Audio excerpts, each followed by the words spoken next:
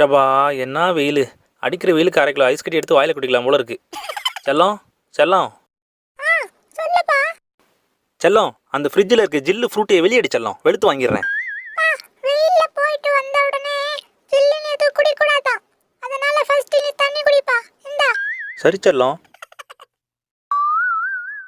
பா, என்ன இத்திலூண்டு குடிக்கிற? என்ன மட்டும் தண்ணி நிறைய குடிக்க சொல்லுவேன். என்ன குடிப்பா? சரி செல்லம்.